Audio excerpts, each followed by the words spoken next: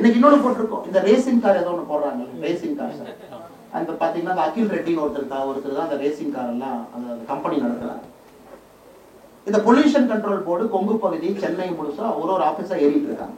என்ன சொல்றாங்க, அகில் ரெட்டி நடத்தக்கூடிய அந்த ரேசிங் கார் அந்த கம்பெனிக்கு பெரிய ஆளா இருந்தா 1 கோடி ரூபாய் கப்பம் கட்டணும், குறைந்தபட்சம் 25,000 பணம் கொடுக்கணும். பேன் கார்டை கொடுத்து பணம் கட்டின 10 பேர் நம்மகிட்ட சொல்லியிருக்காங்க, அண்ணே நான் பணம் கட்டிட்டேன், இதான் நான் கட்டின ரெசீதி, அக்கௌண்ட் டிரான்ஸ்ஃபர் பண்ணியிருக்கேன், இந்த பேன் கார்டுக்கு எனக்கும் இந்த கம்பெனிக்கு சம்பந்தமே இல்லை, இது இந்த ரேசிங் ப்ரொமோஷன் ஒரு கம்பெனி, எங்கிட்ட எல்லாத்தையும் பொல்யூஷன் கண்ட்ரோல் போர்டு மிரட்டி பணம் வாங்குறாங்க, கரூர் உட்பட, கோயம்புத்தூர் உட்பட, ஈரோடு உட்பட, கொசுவலை கம்பெனி, இல்லாட்டி நான் உள்ள வந்து கை வச்சிருவேன். இப்படித்தான் இதான் நீங்க நடத்துற F3 ரேஸ் லட்சணமா? சென்னையில உதயநிதி ஸ்டாலின் பட்டத்தலைவர் ஒரு ரேஸ் நடக்கும். மாநில அரசு 40 கோடி ரூபாய் இதுவரைக்கும் செலவு பண்ணியிருக்காங்க. அது அகில் ரெட்டி யாரு? ஆந்திர பிரதேசை சார்ந்த ஒருத்தர், ஒரு பெரிய கன்ஸ்ட்ரக்ஷன் கம்பெனியுடைய மிகப்பெரிய ஒரு ஓனர். நீங்க அகில் ரெட்டி கூகுள் பண்ணா தெரியும் அவங்க அப்பா யாருன்னு. இந்தியாவுடைய பணக்கார வரிசையில முதல் 5ல் இருக்கிறாங்க இந்தியாவில். நான் பேர் சொல்ல விரும்பல, அந்த பாண்ட் எல்லாம் நீங்க பாத்தீங்கல்ல, எலக்ட்ரானிக் பாண்ட் எல்லாம், அவர் ஒரு பெரிய குடும்பத்தை சார்ந்தவர். அவர் உதயநிதி ஸ்டாலின் நண்பர். இதை தமிழ்நாடு மக்கள் புரிஞ்சுக்கணும். இதாங்க நம்ம அரசியல் நம்ம பேசுறது இதுதான். இது மக்கள் புரிஞ்சுக்கணும். இந்த F3 ரேஸ் அவங்க நடத்துற ரேஸ்னால யாருக்கு என்ன வெங்காயம் என்ன பிரயோஜனம்? வீடு இல்லாதவங்களுக்கு வீடு வருதா? நீ எல்லாத்துக்கும் எல்லா வீட்லயும் தண்ணி கொடுத்துட்டீங்களா? சென்னையில் உள்ள ஸ்லம் இருக்கே, வீடு கட்டி கொடுத்துட்டியா நீ? இல்ல மத்திய அரசுடைய திட்டத்தை எல்லாம் வீடு வீட்டுக்கு எடுத்துட்டு போய் கொடுத்துக்கலாம். இதுக்கு ஒரு F3 கார ரேஸை கொண்டாந்து நிறுத்துறாங்க. அது கூட ஒரு 4 பேர் இங்க நிக்கிறான், 4 பேர் இங்க நிக்கிறான். அது சம்பந்தம் இல்லாம ஒரு தேர்ட் பார்ட்டி கம்பெனி வந்து நடத்துது. அந்த கம்பெனி பொல்யூஷன் கண்ட்ரோல் போர்டு போய் மிரட்டி அந்த கம்பெனிக்கு 25,000 இருந்து 1 கோடி ரூபாய் வரைக்கும் வசூல் பண்றான். அதனால்தான் நாங்கள் அறிக்கை விட்டிருக்கின்றோம். அந்த கம்பெனி அக்கௌண்ட் பப்ளிஷ் பண்ணுது. கடந்த 6 மாத காலமாக அந்த கம்பெனி உதயநிதி ஸ்டாலின் நேர்மைன்னு சொன்னா, திராவிட முன்னேற்ற கழகம் நேர்மைன்னு சொன்னா, அந்த ரேசிங் ப்ரொமோஷன் கம்பெனி நாங்க இதோட பேன் கார்டு நம்பரோட கொடுத்துருக்கோம். அந்த கம்பெனி வெளிப்படையாக நாளைக்கு காலையில இதாங்க 6 மாசம் எங்களுடைய அக்கௌண்ட், இதுக்குள்ள எங்களுக்கு தமிழ்நாட்டுக்குள்ள 1 ரூபாய் பணம் வரலன்னு சொல்லிட்டு அடுத்த செகண்ட் அரசியல் விட்டு போயிடும். எத்தனை பேர்த்த மிரட்டி புடுங்கி ஊரா போய் பொல்யூஷன் கண்ட்ரோல் போர்டு வச்சு ரைடு விட்டு அந்த பணத்தை எல்லாம் இந்த ரேசிங் கண்ட்ரோல் கம்பெனிக்குள்ள போட வச்சு அதை ஒரு தேர்ட் பார்ட்டி கம்பெனி மாதிரி நடத்தி நீங்க F3 நடத்துறீங்கன்னா வெக்கமா உங்களுக்கு இல்லையான்னு தான் ஒரே ஒரு கேள்வி. ஸ்டாலின் ஐயா கேட்கிறாங்க, நான் இந்த நித்தி ஆயோக் கூட்டத்துக்கு போக மாட்டேன் அப்படின்னு. ஏங்க ஐயா போக மாட்டீங்கன்னா, தமிழ்நாடுங்கிற பேரை சொல்லாமல் போயிட்டாங்க ஐயா, அதனால கண்ணில் தண்ணியா வருது, எப்படி நான் தமிழ்நாட்டினுடைய பெருமையை நான் காப்பாற்றுவேன் நித்தி ஆயோக் கூட்டத்துக்கு போய். சரிங்க ஐயா, 2022 ஏன் போகல அப்படின்னு கேளுங்க. அதுக்கு எனக்கு அதை சொல்றாருன்னா, எங்க அப்பாவுடைய நினைவு நாள் பக்கத்துல வந்துருச்சு, அந்த ப்ரிப்பரேஷனுக்காக இருந்து, அதனால அப்பா போகல. சரிங்க ஐயா, பரவாயில்ல. 2023 ஏங்க ஐயா போல? அப்ப ஃபாரின் போயிட்டேன் அப்படிங்கிறார். இந்த மனிதர் இந்தியாவுடைய ஒரு மக்களால் தேர்ந்தெடுக்கப்பட்ட ஒரு முதலமைச்சர். 2021 இவங்க வரும்பொழுது நித்தி ஆயோக் கூட்டம் முடிஞ்சிருச்சு. 2021 மேல வர்றாங்க. அதற்கு முன்பே நித்தி ஆயோக் கவர்னிங் கவுன்சில் கூட்டம் முடிஞ்சிருச்சு. அதனால 2021 நம்ம விட்டுறலாம். 2022க்கு போல, 2023க்கும் போல, 2024க்கு போல. சோ இந்த முதலமைச்சர் அவர்கள், நம்முடைய முதலமைச்சர் 3 கூட்டத்துக்கு போல. என்ன அர்த்தம்? ஒரு பையன் ஸ்கூலுக்கே போக மாட்டான். ஒரு டீச்சர் அம்மா கேட்பாங்க, ஏன் தம்பி ஸ்கூலுக்கு போனேன்? அம்மா வயிற்று வலி அப்படி. இது வந்து திங்கக்கிழமை போன வாரம். இந்த வாரம் போக மாட்டான். ஏன் தம்பி போன? அம்மா முதுகு வலி அப்படின்னு. அடுத்த வாரம் போக மாட்டேன். ஏன் நீ பூரி சுட்ட, பூரியில என்ன அதிகமா இருந்துச்சு, அதை சாப்பிட்டு எனக்கு வயிறு அப்செட் ஆயிடுச்சு, நான் ஸ்கூல் வேண்டி ஏற மாட்டேன். எங்க வீட்டுல இந்த கதையெல்லாம் நான் பாக்குறேன்ல. இன்னைக்கு தமிழகத்தினுடைய முதலமைச்சர் மு.க. ஸ்டாலின் அவர்களுக்கு சரியான ஒரு நபர்னா, ஒரு வீட்டிலே பள்ளிக்கூடத்திற்கு போவதற்கு அடம் பிடிக்கக்கூடிய குழந்தைக்கு சமம் தான் தமிழகத்தினுடைய முதலமைச்சர் மு.க. ஸ்டாலின். இதை தாண்டி நான் இன்னொரு குற்றச்சாட்டு வைக்கிறேங்க. அங்க போனார்னா வண்டவாளம் தண்டவாளம் இந்தியாவில் இருக்கக்கூடிய எல்லோருக்கும் தெரிஞ்சு. இது வந்துங்க ரூமை பூட்டிட்டு ஃப்ரண்ட்ல ஒரு ப்ராம்ப்டரை வச்சுக்கிட்டு, அவர் ட்விட்டர்ல பேசுற வீடியோ கிடையாதுங்க. அவர் வீடியோ போடுவார் ட்விட்டர்ல. அப்பா அந்த வீடியோ பார்த்தீங்கன்னா நிறைய கட்டு இருக்கும். முன்னாடி ஒரு ப்ராம்ப்டர் வச்சிருப்பாங்க. அப்படியே முதலமைச்சர் அதை பார்ப்பாரு, டப் டப் டப்னு படிப்பாரு. அதை ஐடிவிங்க எடுப்பான், டப்புன்னு கட் பண்ணி போட்டுருவான். அது நித்தி ஆயோக்ல லைவ். அத்தனை முதலமைச்சர்கள் முன்னாடி, செக்ரட்டரி முன்னாடி, இந்தியாவுடைய ஆளுமை மிக்க தலைவர்கள் இருக்கக்கூடிய இடத்துல ஒரு முதலமைச்சர் தமிழ்நாட்டை ரெப்ரசென்ட் பண்ணணும். பயத்தின் காரணமாக மட்டும்தான் அவர் நித்தி ஆயோக் கூட்டத்திற்கு செல்லவில்லையோ தவிர, தமிழ்நாடு என்கின்ற பேரை பட்ஜெட்ல பயன்படுத்தல, அதுக்காக போல அப்படிங்கிறதுனா கட்டுக்கதை. ஏன்னா எழுதி கொடுத்து படிச்சா பரவாயில்ல, அது படிச்சிடலாம். அதுக்கப்புறம் கேள்வி கேட்டா பதில் சொல்லணும். நம்ம அண்ணனுக்கு அங்கதான் பிரச்சனை வரும். போனோடனே opening remarks by Tamil Nadu chief minister M.K. Stalin opening remarks அடிச்சிடலாம். அதை எழுதி கொடுப்பாங்க, 7 மினிட்ஸ் அடிச்சு பிரிச்சுட்டு வந்துடலாம். ஒன்று இங்கே ஐடி டிஎம்கே சொல்லுவாங்க, தலைவரை பார்த்தியல என்ன ரகம் பார்த்தியல எப்படி பேசுறாங்க, அதெல்லாம் ஓகே, அதுக்கு 4 பேர் கை தட்டுவாங்க, அது முடிஞ்சிருங்க. இன்ட்ராக்ஷன்ல மாட்டுவீங்களா? ஒருத்தர் வந்து ஒரு அமைச்சர் வந்து கேட்பாங்க, மத்திய அமைச்சர் எப்படிங்க சார் இருக்கீங்க, தமிழ்நாட்டில் பரவாயில்லைங்க சார், இன்ஃபன்ட் மோட்டாலிட்டி ரேட் எப்படி சார் இருக்கு, நாங்கள் ஹெல்த் மினிஸ்டர் ஜேபி நட்டா இருக்கு சார், ஏதாச்சும் இம்ப்ரூவ் பண்ணுமா, நம்மளுக்கு தெரியாது என்ன பேசுறாங்க. இல்லைங்க சார், நாங்கள் இந்த நித்தி ஆயோக்ல இருந்து நான் சிஇஓ பிவிஆர் சுப்பிரமணியம் ஐயா பேசுறேன், தமிழ்நாட்டில் இங்கே சவுத் தமிழ்நாட்டில எல்லாம் எம்ப்ளாய்மெண்ட் இல்லைன்னு சொல்றாங்க, தமிழிசைக்கு அடிக்கடி கம்ப்ளைண்ட் பண்றாங்க, தமிழ்நாட்டில் ஃபுல்லா நீர் வேளாண்மையே போயிருச்சுங்கிறாங்க, அதுக்கு என்ன சார் பண்ணலாம், நம்மால் பதில் சொல்லணும். அதனால இவர் தெளிவா இருக்கிறார். போனா தான் மாட்டுவோம், போகாம இருந்தா எப்படி மாட்டுவோம்? நம்ம தேசிய ஜனநாயக கூட்டணியுடைய முக்கிய அங்கம் இந்திய ஜனநாயக கட்சி. இந்த கட்சியினுடைய கொள்கை ஆரம்பத்திலிருந்தே ஒரு மிக வித்தியாசமான ஒரு கொள்கை. ஓட்டுக்கு பணம் இல்லை, ஜனநாயகம் வந்து அடுத்த கட்டம் செல்ல வேண்டும் என்றால் குடும்ப அரசியல் வந்து அடியோடு அறுக்கப்பட வேண்டும், நிறைய விஷயங்களை முன்னெடுத்து அதை வந்து ஒரு கொள்கையாக. இன்னைக்கு பாத்தீங்கன்னா, ஐயா நீங்க தேர்தலில் போட்டிடுங்க அப்படின்னா போட்டியிட கூட ஒரு விருப்பம் தெரிவிக்கல. இல்லைங்க, அப்பா அரசியல் இருக்காங்க, நானும் போட்டியிட்டா தப்பா போயிடும், நம்முடைய கொள்கை அது, கட்சியை நான் நடத்துறேன் அந்த பொறுப்பு, ஆனா தேர்தல் நான் போட்டியிட மாட்டேன் என்று பல தார்மீகமான பர்சனல் கொள்கைகளை வச்சிருக்கிறான். எஸ்ஆர்எம் பல்கலைக்கழகம் நிறைய நிறுவனங்களை நடத்தி கொண்டிருக்கின்றார்கள். குறிப்பாக இந்த நூறாசிரியர் அமர் பிரசாத் ரெட்டி அவர்களுக்கு ஒரு நெருக்கமான தோழராகவும் கூட இருக்கக்கூடிய அருமை அண்ணன் டாக்டர் ரவி பச்சமுத்து அவர்கள் இங்கே வந்திருக்கின்றார்கள், இந்திய ஜனநாயக கட்சியினுடைய தலைவர். அவர்களுக்கும் இந்த நேரத்தில் நன்றி கலந்த வாழ்த்துக்களை வணக்கங்களை தெரிவித்து, அக்கா தமிழிசை சவுந்தரராஜன் அவர்கள் வரும்பொழுதெல்லாம் இந்த அரங்கத்திற்கு ஒரு புதிய அதிர்வு. கட்சியில திரும்ப மறுபடியும் இணைந்த பொழுது இதே அரங்கத்தில் இணைஞ்சாங்க. இன்னைக்கு 2வது நிகழ்ச்சி இந்த அரங்கத்துல. அதுவும் குறிப்பாக அருமை சகோதரர் அமர் பிரசாத் ரெட்டி அவர்களுடைய புத்தக வெளியீட்டு விழாவுக்கு நேரம் தவறாமல் வர வேண்டும் என்று வந்தது மட்டுமல்ல, இந்த முழு புத்தகத்தை படித்துவிட்டு பலவிதமான அனுபவங்களும் நம்மகிட்ட சொல்லியிருக்கிறாங்க. ஒன்று, கட்சியினுடைய முன்னாள் தலைவராக, இந்த கட்சியினுடைய இந்நாள் மூத்த தலைவராக, அது மட்டும் இல்லாம அவர்கள் கவர்னராக பணியாற்றிய பொழுது இந்த புத்தகத்தில் எழுதப்பட்டிருக்கக்கூடிய விஷயங்களை எப்படி நுணுக்கமாக பிராக்டிக்கலா ஃபீல்டுல பார்த்தாங்க. அவர் பேசும் பொழுதே நமக்கு தெரிந்தது, நிச்சயமா அந்த புத்தகத்தை முழுமையாக படித்துவிட்டு உணர்ந்து ஆராய்ந்து அக்கா பேசுகின்றார்கள் என்பது இங்க இருக்கக்கூடிய எல்லோருக்குமே புலப்பட்டது. ஆனால் அக்கா அவர்கள் இந்த புத்தகத்தை வெளியிட்டிருக்கின்றார்கள். அவர்களுக்கும் இந்த நேரத்தில் என்னோட நன்றி கலந்த வாழ்த்துக்களை வணங்கி தெரிவித்துக் கொள்கின்றேன். மிக முக்கியமாக இந்த புத்தகத்தை வெளியீடு செய்த இதனுடைய பதிப்பாளர் அண்ணன் ஸ்ரீனிவாசன் அவர்கள். எத்தனையோ பேருக்கு தெரியுமான்னு தெரியலைங்க, அது 125 ஆண்டுகள் அலையன்ஸ் பதிப்பு, 125 இயர்ஸ். அப்படின்னா நம்ம சுதந்திரத்துக்கு முன்னாடி 50 ஆண்டுகள் இந்த அலையன்ஸ் இருந்திருக்கு. மகாத்மா காந்தி அவர்கள் இந்த புத்தகத்தினுடைய இவருடைய முன்னாள் மூதாதையர்களுக்கு அலையன்ஸை பற்றி கடிதங்கள் எழுதியிருக்கிறாங்க. நேதாஜி சுபாஷ் சந்திர போஸ் அவர்கள் அலையன்ஸ் பப்ளிகேஷன்ஸ் கடிதம் எழுதியிருக்கிறாங்க. தமிழகத்துல ஏதாவது ஒரு பதிப்பகம் 125 ஆண்டுகள் தாண்டி வெற்றிநடை போட்டுக் கொண்டிருக்கிறது என்றால் அது அலையன்ஸ் பதிப்பகம். நிறைய அற்புதமான புத்தகங்களை தொடர்ந்து நிறைய இளைஞர்களை ஊக்குவித்து புதிய புத்தகங்களை கொண்டு வந்து கொண்டிருக்கின்றார்கள். அதனால் இந்த நிகழ்ச்சிக்கு சிறப்பு சேர்க்கின்ற அண்ணன் அலையன் ஸ்ரீனிவாஸ் அவர்களையும் இந்த நேரத்தில் நெஞ்சார்ந்த என்னுடைய நல்வாழ்த்துக்களை தெரிவித்துக் கொள்கின்றேன். இன்னும் பல புத்தகங்கள், ஏன்னா அவங்களுக்கு தெரியும் book publishing is a loss. உண்மையை சொல்ல போனா இன்னைக்கு நீங்க உட்கார்ந்து வரவு செலவெல்லாம் பாத்தீங்கன்னா ஒரு புக் இண்டஸ்ட்ரியில பப்ளிஷ் பண்ணி அவங்களுக்கு பெருசா பணம் வராது, அது அவருக்கு தெரியும். ஆனா அவங்க பண்றதெல்லாம் ஒரு பேஷனா பண்றாங்க. Everything is done by passion. இன்னைக்கு நீங்க பிரிண்ட் பண்ணி இதுக்கு மேன் பவர் வச்சு இதுக்கு மார்க்கெட்டிங் பண்ணி ஒரு ஷெல்ஃப்ல பணம் கொடுத்து இந்த புக்கை நீங்க அங்க பண்ணி ஐபால்ஸை கேப்சர் பண்றது அவ்வளவு மார்க்கெட்டிங் டெக்னிக் அவங்க பண்ணி இன்னைக்கு ஒரு புத்தக வெளியீட்டாளராக 21ஆம் நூற்றாண்டில் 2024 யாரோ ஒருத்தவங்க இருக்காங்கன்னா உண்மையாலுமே அவர் நம்ம கையெழுத்து கூப்பிடணும். ஏன்னா இந்த தொழில் மற்ற தொழில் மாதிரி லாப நஷ்டம் பார்த்து பண்ணக்கூடிய தொழில் இல்லை. இது புலி மேல உட்கார்ந்து அந்த புலியை ஓட்டிட்டு போற தொழில் மாதிரி. 10 புக்கு விற்கும், 2 புக்கு விற்காது. அதையெல்லாம் தாண்டி அந்த ஆசை, அந்த புத்தகத்தின் மீது இருக்கக்கூடிய ஆசையின் காரணமாக தான் நிறைய பப்ளிஷர் இருக்கிறாங்க. அதுல ஒன்று நம்முடைய அலையன் ஸ்ரீனிவாசன் அண்ணா அவர்கள். அதுக்காக மறுபடியும் உங்களுக்கு என்னுடைய நன்றிகளை, இந்த வாழ்த்துக்களை வழக்குகளை இந்த நேரத்தில் தெரிவித்துக் கொள்கின்றேன். முன்னிருக்கையில் அமர்ந்திருக்கக்கூடிய எல்லா நம்முடைய அன்பு தலைவர்கள் எல்லோரும் இருக்கிறார்கள். நம்முடைய மூத்த தலைவராக இருக்கக்கூடிய அண்ணன் சக்கரவர்த்தி அண்ணன் இருக்கிறாங்க, அவருக்கு நன்றி கலந்த நல்வாழ்த்துக்கள்.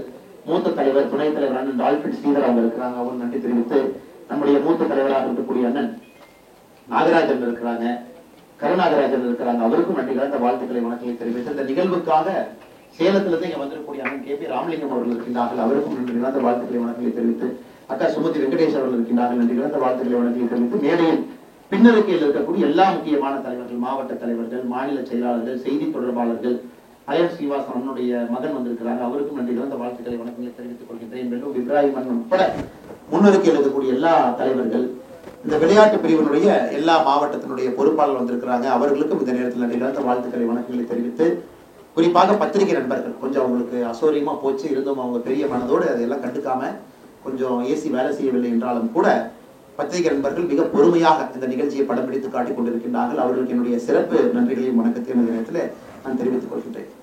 அருமை சகோதர சகோதரிகளே, புத்தகம் நிறைய வெளியிடுறாங்க, புதுசு கிடையாதுங்க. அக்கா சொன்னது போல மோடி ஐயாவை பற்றி நிறைய புத்தகம் வந்திருக்கு, நிறைய லிட்ரேச்சர் வந்திருக்கு. ஆனா இந்த புத்தகம் நம்முடைய பாரத பிரதமர் நரேந்திர மோடி அவர்களை பற்றி வந்திருக்கக்கூடிய பல புத்தகங்கள்ல ஒரு மிக முக்கியமான ஒரு புத்தகமாக ஏன் இருக்கும் என்றால், இந்த புத்தகம் மற்ற புத்தகத்திலிருந்து மாறுபட்டிருக்கிறது. குறிப்பாக 10 ஆண்டு காலம் ஆட்சியில் இருந்து மறுபடியும் 5 ஆண்டு காலம் நம்முடைய மோடி அவர்களை இந்திய மக்கள் தேர்வு செஞ்சிருக்கிறாங்க. அப்ப 10 ஆண்டு காலம் அவர் செய்திருக்கக்கூடிய திட்டங்கள், கொண்டு வந்திருக்கக்கூடிய திட்டங்களை ஒரு டிஸ்பேஷனேட் அனாலிசிஸ், அந்த திட்டத்தினால என்ன பயன், அதனால நாடு எப்படி மாறி இருக்குது, மேனேஜ்மெண்ட் பை அப்ஜெக்டிவ் அப்படிம்பாங்க, MBO அப்படின்னு ஒரு டேர்ம் பயன்படுத்துவாங்க. அதான் திட்டம் வந்தாச்சு, 5 வருஷங்களுக்கு திட்டத்தை பார்த்தோம்னா அதனால என்ன பயன், இந்த திட்டத்தினால எத்தனை பேர் பயனடைஞ்சிருக்காங்க, இந்த திட்டத்தினால நாட்டினுடைய வளர்ச்சியோ பொருளாதாரமோ இல்ல நாட்டினுடைய சமூக பிரச்சனைகளும் திட்டத்தின் மூலமாக தீர்ந்திருக்கிறதா அப்படிங்கிறது அந்த புக்கினுடைய அனாலிசிஸ். கனெக்டிங் 1.4 பில்லியன் என்கின்ற தலைப்புல ஒரு ரொம்ப டிஸ்பேஷனேட்டா 10 ஸ்கீம் எடுத்து மோடிஜி அவர்கள் கொண்டு வந்திருக்கக்கூடிய 10 திட்டங்களை கொண்டு வந்திருக்காங்க. ஒன்று ஸ்வச்ச பாரத்தில் ஆரம்பிச்சு ஜல் ஜீவன், வீடு வீட்டுக்கு தரக்கூடிய குடிநீரில் இருந்து மோடி அவர்கள் ஃபீடிங் எ நேஷன், நம்முடைய ரேஷன் கடை மூலமாக மிச்ச திட்டங்கள் மூலமாக மக்களுக்கு கொண்டு வரக்கூடிய உணவுப் பொருட்கள், அதன் பிறகு ஹெல்த் கேர், குறிப்பாக மிடில் கிளாஸ் மக்களுக்கு அவருடைய வாழ்க்கை தரம் உயர்த்துவதற்கு செய்திருக்கக்கூடிய சாதனைகள், டிஜிட்டல் டிவைட். இன்னைக்கு பணக்காரங்க படிச்சவங்க கையில தான் ஒரு டெக்னாலஜி இருக்கும், ஏழை மக்கள் கையில டெக்னாலஜி இருக்காது அப்படிங்கிறத முதலா ஜனநாயகத்துல ஒரு நாடு உடைச்சிருக்குன்னா இந்திய நாடு தாங்க உடைச்சிருக்கும். அதாவது பணக்காரனாக இருந்தாலும் ஏழையாக இருந்தாலும் டெக்னாலஜி 2 பேருக்கு கையில் இருக்கு, 2 பேருமே அந்த டெக்னாலஜியை பயன்படுத்தலாம் அப்படிங்கிறது தான் பிரிட்ஜிங் த டிஜிட்டல் டிவைடை கொண்டு வந்திருக்காங்க. அடுத்து இளைஞர்களுக்கு ஏற்படுத்திருக்கக்கூடிய வாய்ப்புகள், குறிப்பாக நம்முடைய பிசினஸ் பீப்புள், தொழில் செய்பவர்களுக்கு நடந்திருக்கக்கூடிய மாற்றங்கள், வடகிழக்கு மாநிலங்கள், நார்த் ஈஸ்ட், நியூ ஹரிசான் அப்படிங்கிறாங்க, அங்க இருக்கக்கூடிய மாநிலங்களுக்கு என்ன நடந்திருக்கு, டெபஸ்ட்ரி ஆஃப் ஹெரிடேஜ் 10வது தலைப்பு பார்த்தீங்கன்னா முக்கியமான தலைப்பு, நம்முடைய கலாச்சாரத்தை எப்படி மையப்படுத்தி இந்த ஆட்சி நடந்திருக்குன்னு 10 வித்தியாசமான கோணத்தில் அனலைஸ் பண்ணியிருக்காங்க. அதுல மிக முக்கியமானது இந்த திட்டம் மூலமாக என்ன மாற்றம் நடந்திருக்கு. உதாரணத்துக்கு பாருங்க, மோடி அவர்கள் 2014 ஆட்சிக்கு வந்த பொழுது இந்தியாவில் எத்தனை வீட்டுல கழிப்பறை இருந்துச்சுன்னு பாத்தீங்கன்னா, நகர்ப்புறத்துல 65% வீடுகள், கிராமப்புறத்துல 34% வீடுகள். இப்ப மோடி அவர்கள் 2022 டேட்டா எடுத்திருக்கிறாங்க, 2022 வரைக்கும் நகர்ப்புறத்துல கிராமப்புறத்துல நாம் கட்டியிருக்கக்கூடிய கழிப்பறைகள், சானிடேஷன் அப்படிங்கிற தலைப்புல நேஷனல் டேமேஜ் காஸ்ட், ஒருவேளை கழிப்பறைகள் கட்டப்படாமல் இருந்தால் 2015 இருக்கக்கூடிய அதே டேட்டா 2022 இருந்தா நம்ம நாட்டுக்கு எவ்வளவு பொருளாதார இழப்பு ஏற்பட்டிருக்கும் அப்படிங்கிறத கால்குலேட் பண்றாங்க. பர்சன்டேஜ் ஆஃப் ஜிடிபி இது பாத்தீங்கன்னா கிட்டத்தட்ட இந்த ஜிடிபியே $4 ட்ரில்லியன் ஜிடிபி, இதுல 8% டேமேஜ் காஸ்ட் நமக்கு வந்திருக்கும். அப்படின்னா நீங்க 4.1 ட்ரில்லியன்ல 8% போட்டு பாருங்க, அவ்வளவு சுகாதாரம் சம்பந்தப்பட்ட பிரச்சனைகள் நமக்கு வந்திருக்கும். மருத்துவமனைக்கு போயிருப்போம், செலவு பண்ணியிருப்போம். ஸோ இதுதான் இந்த அனாலிசிஸ், டேமேஜ் காஸ்ட். இதனால என்ன மாற்றம், ஒரு டாய்லெட் கட்டி இருக்கிறதுனால இந்தியாவில் என்ன மாற்றம் வந்திருக்கு, கிராமப்புறத்துல எந்த மாற்றம் வந்திருக்கு அப்படிங்கிற அளவுல இந்த புக்கை கொண்டு போயிருக்காங்க. அதே போல எல்லா வீடுகளுக்கும் நாம குடிக்கிற தண்ணி பைப்பு மூலமா குடிக்கிறோம் அப்படிங்கிறோம். ஒரு நோபல் லாரெட் மைக்கேல் கிரெமர் அவங்கள கோட் பண்றாங்க, எனக்கு இந்தியாவில் இந்த சேஃப் ட்ரிங்கிங் வாட்டர், குடிக்கிற தண்ணி பாதுகாப்பான தண்ணி பைப்பு மூலமா போறதுனால இன்னைக்கு குறிப்பாக எத்தனை குழந்தைகள் பாதுகாப்பான தண்ணி குடிக்கிறனால அவங்களுடைய மொர்டாலிட்டி ரேட், அவருடைய இறப்பை குறைச்சிருக்கிறாங்கன்னு பாத்தீங்கன்னா, இன்னைக்கு ஒரு வருடத்திற்கு 2 வயசுக்குள்ள இருக்கக்கூடிய குழந்தைகள் 1,36,000 குழந்தைகள் இறப்பை தடுத்திருக்கணும். ஏன்னா சுத்தமான குடி தண்ணீர் அவங்களுக்கு கிடைக்குது, அந்த குழந்தை கிடைக்குது, வீட்டுக்கு கிடைக்குது. இது போன்ற பல விஷயங்கள் இந்த புக்கினுடைய சிறப்பம்சம். நம்முடைய முன்னாள் ஆளுநர் அக்கா தமிழிசை சவுந்தரராஜன் அவர்கள் சொன்னது போல பிராக்டிக்கலா சில இடத்துல பயனாளிகளுடைய பேட்டி, அவங்களுடைய வாழ்க்கை எப்படி மாறி இருக்கு, இந்த திட்டம் அவங்களுக்கு எப்படி பயன்படுது, இதன் மூலமாக என்ன ஒரு புதிய அவங்களுடைய வாழ்க்கை தரத்தை எப்படி உயர்த்தி இருக்கிறாங்க, அது இந்த புத்தகத்தினுடைய சிறப்பு. நிறைய புத்தகங்கள்ல பாத்தீங்கன்னா அவங்க ஆத்தருக்கு அந்த அப்ஜெக்டிவிட்டி இருக்காது. ஒரு 10 ஆண்டு காலம் முடிந்த பிறகு ஒரு 10 திட்டங்களை எடுத்து முழுமையாக அதை கண்காணித்து ஆராய்ந்து உலகத்தில் இருக்கக்கூடிய நிபுணர்கள்லாம் அந்த திட்டத்தை பத்தி என்ன சொல்லியிருக்கிறாங்க அப்படிங்கிறத தொகுத்து ஆசிரியர் பெருமக்கள் நமக்கு அந்த புத்தகத்தை எழுதி கொடுப்பதற்கான வாய்ப்பு குறைவு. ஆனா இங்க நம்முடைய அருமை சகோதரர் அமர் பிரசாத் ரெட்டி அவர்களும் சஜித் லோகேஸ்வரன் அவர்களும் இருவரும் இணைந்து இந்த பெரிய காரியத்தை பண்ணியிருக்கிறாங்க. 10 ஆண்டுகள் கழித்த பிறகு எப்படி இருக்கு அப்படின்னு. இது வந்து நிறைய பேருக்கு ரொம்ப முக்கியம். இன்னைக்கு அரசியலை பொறுத்த வரைக்கும் 5 ஆண்டுகளுக்கு ஒரு முறை மக்களை நாம பார்க்கும் பொழுது மக்கள் எப்பொழுதும் கேட்கறது புதுசா என்ன பண்ண போறீங்க அப்படின்னு. ஏன்னா ஜென்ரலா ஓட்டர்ஸ்க்கு ஒரு ஜனநாயகத்துல எப்பொழுதுமே எவ்வளவு செய்திருந்தாலும் கூட அவங்க திருப்தி பட மாட்டாங்க. உண்மைதான், திருப்தி படக்கூடாது. அவங்க புதுசா கேட்கணும். ஏன்னா திருப்தி பட்டுட்டாங்க அப்படின்னா நம்ம அடுத்த இடத்தை நோக்கி நகர்வதற்கான வாய்ப்பு இல்லை என்ற அர்த்தம். எப்பொழுதுமே வாக்காளர் பெருமக்கள் கேட்கணும், அடுத்து என்ன பண்ண போறீங்க, என்ன செஞ்சீங்க அப்படிங்கிறத தாண்டி அடுத்து என்ன செய்ய போறீங்க அப்படின்னு. So politics is always forward looking. இப்ப செஞ்சிருப்போம், அடுத்த 5 வருஷங்க, அடுத்த 5 வருஷங்க, இப்படியே தான் அரசியல் போகும். அப்படி இருந்தாலும் கூட நாம் செய்திருப்பது மக்களுக்கு பிரயோஜனமா இருக்கா இல்லையா அப்படின்னு யாராச்சும் ஒரு அனலைசிஸ் பண்ணணும். அது நடந்திருக்கு. எனக்கு தெரிஞ்ச இந்த புத்தகத்துக்கு இன்னும் ஒரு 5 ஆண்டுகள் கழிச்சு இதுக்கு ஒரு ஃபாலோ அப் தேவைப்படும். மறுபடியும் இந்த திட்டங்களை மறுபடியும் அவர்கள் மறுபடியும் அனலைஸ் பண்ணி, ஏன்னா அன்னைக்கு நாம சேச்சுரேஷன் நோக்கி போயிருப்போம். 99%, சில திட்டங்கள் 100% மக்களை சென்றடைஞ்சிருக்கும். இன்னும் நிறைய பாப்புலர் லிட்ரேச்சர் வந்திருக்கும். நிறைய பேர் வித்தியாசமான கோணத்துல திட்டத்தை பார்த்திருப்பாங்க. அப்படி இருக்கும் பொழுது இன்னும் 5 ஆண்டுகள் கழித்து இந்த புத்தகத்துக்கு நிச்சயமா ஒரு ஃபாலோ அப் தேவைப்படும். இன்னும் இதை கொஞ்சம் எக்ஸ்பேண்ட் பண்ணி டேட்டா கொஞ்சம் அப்டேட் பண்ணி, இன்னைக்கு 2022க்கான டேட்டா இதுல இருக்கு. நம்ம 2024 ஆரம்பத்தில் இருக்கும். எப்பவுமே டேட்டா பார்த்தீங்கன்னா கவர்மெண்ட் ஆஃப் இந்தியாவில் 1 இயர் லேகா இருக்கும். அதை இன்னும் 5 ஆண்டுகள் கழித்து முழு தொகுப்பாக மோடி அவர்கள் 15 ஆண்டுகள் முடித்திருக்கும் பொழுது இன்னும் சிறப்பாக 2வது புத்தகம் வரும். அதற்கு முன்னோடியாக இந்த புத்தகம் வந்திருப்பதா தான் நான் பார்க்கிறேன். இது பாகுபலி 1ன்னு வச்சுக்கோங்களேன். கட்டப்பா யாரு பொண்ணா அப்படிங்கிற மாதிரி ஒரு சஸ்பென்ஸ் வச்சு முடிச்சிருக்கிறாங்க. அதனால கட்டப்பா எப்படி செத்தாங்க அப்படிங்கிறதுக்கு அடுத்த இன்னும் 5 இயர்ஸ் கழிச்சு தான் நம்ம வெயிட் பண்ணணும்.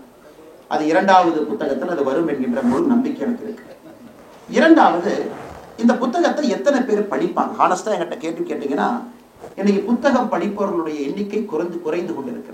ஏன்னா நம்ம எல்லாருமே சொல்றோம், இன்னைக்கு சோசியல் மீடியாவை யார் பயன்படுத்துறீங்களோ, ஒரு இளைஞனுடைய அட்டென்ஷன் ஸ்பேன் 40 செகண்ட்ஸ். 40 செகண்ட்குள்ள நீங்க ஒரு மெசேஜை கொடுத்தா மட்டும்தான் ஒரு இளைஞன் அந்த மெசேஜை கிரகித்து இதுதான் மேட்டர் அப்படின்னு புரிஞ்சுக்குவாங்க. அரசியலாக இருக்கட்டும், மார்க்கெட்டிங்கா இருக்கட்டும், ஒரு பெரிய பொருளாதாரம் யாராக இருந்தாலும் கூட அந்த 40 செகண்டுக்குள்ள அந்த மெசேஜ் எப்படி கொடுக்கணும், அதைத்தான் நீங்க போட்டி. அதை ரீல் போடுறதா, இல்லை இது மாதிரி போடுறதா, இல்லை யூடியூப் ஷார்ட்ஸ் போடுறதா, இல்லை எப்படி ட்விட்டரை பயன்படுத்துறது, இன்ஸ்டாகிராமை பயன்படுத்துறது, எப்படி 40 செகண்ட்ஸ்குள்ள மெசேஜ் கொடுக்குது பாருங்க. நாமெல்லாம் பள்ளிக்கூடத்தில் படிக்கும்பொழுது 45 நிமிஷம் சொன்னாங்க. அதனாலதான் ஸ்கூல் பீரியட் 45 மினிட்ஸ் இருந்துச்சு. 45 நிமிஷத்துக்கு மேல அந்த குழந்தைக்கு வந்து கிரகிக்கக்கூடிய திறன் இருக்காது அப்படிங்கிறனால 45 மினிட்ஸ்க்கு அப்புறம் ஒரு பீரியட். இன்னைக்கு உண்மையை சொல்ல வேண்டும் என்றால் வெரி டிஸ்ட்ராக்டட் வேர்ல்டு. ஒரு புத்தகத்தை எடுத்து 2-3 பேஜுக்கு மேல எத்தனை இளைஞர்கள், குழந்தைகள், பெண்கள், தாய்மார்கள் டிஸ்ட்ராக்ஷன் இல்லாம ஒரு 10வது பேஜுக்கு போக முடியும், டிஸ்ட்ராக்ஷன் இல்லாம 20வது பேஜுக்கு போக முடியும்னு கேட்டீங்கன்னா very few people can read it. அதனால 2வது மிக முக்கியமானது, புத்தகம் வந்திருக்கு. இன்னைக்கு நாம் எதற்காக பாரதிய ஜனதா கட்சியினுடைய அலுவலகத்துல, சென்னை அலுவலகத்துல நம்ம கட்சியினுடைய ஒரு பொறுப்பாளராக இருக்கக்கூடிய அமர் பிரசாத் ரெட்டி அவர்களுக்கு இந்த இடத்தை கட்சி எதற்காக இங்கே கொடுத்து இந்த நிகழ்ச்சி இங்க நடத்துறோம் அப்படின்னாங்க, இதை என்கரேஜ் பண்றோம். பாரதிய ஜனதா கட்சியில் இன்னும் புத்தகங்கள் நிறைய பேர் எழுதணும் அப்படிங்கிற செய்தி இதன் மூலமாக நாங்கள் தெரிவிக்கிறோம். நிறைய எழுதுங்க, கட்சி அலுவலகம் உங்களுக்காக இருக்கிறத பயன்படுத்தி கொள்ளுங்க, எக்ஸ்பர்ட்டை கூப்பிட்டுக்குங்க, வித்தியாசமான பார்வையா பாருங்க, கிராமப்புறத்தை பாருங்க, அரசியலை பத்தி எழுதுங்க. நிறைய புத்தகங்கள் வர வர ஒன்று புத்தகம் எழுதுறவங்களுக்கு முதல்ல கிளாரிட்டி கிடைக்கும். ஏன்னா வாழ்க்கையில 3 விஷயம் கஷ்டம். ஒன்று கல்யாணம் பண்றது, 2வது வீடு கட்டுறது, 3வது புத்தகம் எழுதுறது. இந்த 3 மிக மிக கடினமான வேலை. இந்த கல்யாணம் பண்றது பாத்தீங்கன்னா நம்ம கான்ட்ரிபியூஷன் ரொம்ப குறைவா இருக்கும். அப்பா அம்மா, அந்த பக்கம் அப்பா அம்மா இருப்பாங்க, அவங்க எல்லாம் பார்த்து நிறைய மேரேஜ் அரேஞ்ச் மேரேஜ்ல இருக்கிறனால இப்போதைக்கு ஆவரேஜா கல்யாணம் நடந்துரும். மாப்பிள்ளையோ பொண்ணோ ஒரு பொண்ணை பாத்துக்கிறாங்க, மாப்பிள்ளையை பாத்துக்கிறாங்க, கல்யாணத்தன்னைக்கு போறாங்க, அவ்வளவுதான். ஸோ அதுல நம்ம கான்ட்ரிபியூஷன் கம்மியா இருந்தாலும் தந்தை தாய்க்கு அது கஷ்டம் அப்படிங்கிறத நம்ம சொல்றோம். இந்த கல்யாணம் பண்றது தந்தை தாய்க்கு கஷ்டம். யாரோ ஒருத்தர் வந்து லவ் மேரேஜ் பண்ணிக்கிறாங்கன்னா அதுக்குள்ள போவே விரும்பல, எவ்வளவு கஷ்டம் அவங்களுக்கு தெரியும். ஸோ கல்யாணம் பண்றது ரொம்ப கஷ்டம். 2வது வீடு கட்டுறது. நீங்க வீட்டை ஆரம்பிக்கும் போது ஒரு மாதிரி போவீங்க, வீட்டை முடிக்கும் போது ஒரு மாதிரி போவீங்க. ஆரம்பிச்சதுக்கு முடிச்சதுக்கு சம்பந்தமே இருக்காது. காரணம் காலம் மாறி இருக்கும், சூழ்நிலை மாறி இருக்கும். அவங்கதான் பல்ல கடிச்சுட்டு அந்த வீட்டை கட்டி முடிச்சிருப்பாங்க. 3வது புத்தகம் எழுதுவது. ஏன்னா புத்தகம் பாத்தீங்கன்னா உண்மையை சொல்ல வேண்டும் என்றால் யார் இங்கே புத்தகம் எழுதியிருக்கின்றீர்களோ நீங்க ஆரம்பிச்சது ஒரு மாதிரி இருக்கும், இடையில தாட்டு மாறும், கொஹரன்ஸ் மாறும். நீங்களே பாதி புத்தகம் எழுதுனதுக்கு அப்புறம் உங்களுக்கே உங்க புத்தகத்தை பிடிக்காது, மறுபடியும் புத்தகத்தை முதல்ல இருந்து எழுதுவீங்க. பப்ளிஷர் நிறைய பிரச்சனை பண்ணுவாங்க. ஸோ ஒரு புத்தகம், முதல் புத்தகம் வந்து ரொம்ப கடினம். ஏன்னா 2வது 3வது உங்களுக்கு வந்துடும். ஏன்னா you know the tricks of the trade. ஆனால் 3 கடினமான விஷயங்கள் வாழ்க்கையில. அதுல மிக முக்கிய கடினம் இந்த புத்தகத்தை எழுதுவது. அந்த புத்தகத்தில் எழுதக்கூடிய சாதனையை செய்திருக்கக்கூடிய இருவருக்கும் என்னுடைய நெஞ்சார்ந்த நல்வாழ்த்துக்களை இந்த நேரத்தில் தெரிவித்துக் கொள்கின்றேன். இன்னும் நிறைய புத்தகத்தை எழுதுங்க, நிறைய விஷயங்களை பாருங்க, வித்தியாசமான ஒரு கோணத்துல பார்வையில பாருங்க. அதையெல்லாம் பார்த்தால் மட்டும்தான் நிறைய லிட்ரேச்சர் வேணும் சார். தமிழ்நாடு பொறுத்த வரைக்கும் இன்னைக்கு நாம் இருக்கக்கூடிய அந்த சித்தாந்தம், நாம் சார்ந்திருக்கக்கூடிய சித்தாந்தம், நாம் செய்யக்கூடிய அரசியல் வெற்றி பெற வேண்டும் என்றால் நிறைய லிட்ரேச்சர் இந்த பக்கம் வரணும். திராவிடியன் பாலிடிக்ஸ் பார்த்தீங்கன்னா லிட்ரேச்சர் அதிகமா இருக்கு, நிறைய இருக்கு. கிட்டத்தட்ட 70 ஆண்டு காலமாக நிறைய புத்தகங்கள் எழுதியிருக்கிறாங்க, பேச்சுக்கள் இருக்கு. ஸோ நிறைய பப்ளிக் கன்சம்ஷன் இருக்கு. ஸோ இந்த பக்கம் நீங்க அவர்களை தாண்டி நீங்க அரசியலை ஜெயிக்க வேண்டும் நினைச்சீங்கன்னா இந்த பக்கம் லிட்ரேச்சர் நிறைய வரணும், புத்தகங்கள் நிறைய வரணும், நிறைய எழுத்தாளர்கள் உருவாகணும், நிறைய பேச்சுக்கள் பப்ளிக் ஃபோரத்தில் இருக்கணும். இது போன்ற மேனேஜ்மெண்ட் அப்ஜெக்டிவ் MBO ஒரு திட்டத்தை எடுத்து அனலைஸ் பண்ணி மக்களுக்கு ரத்தின சுருக்கமாக எதற்கு இது முக்கியமான திட்டம் என்று சொல்லும் அளவுக்கு ஒரு புத்தகம் இருக்கணும்.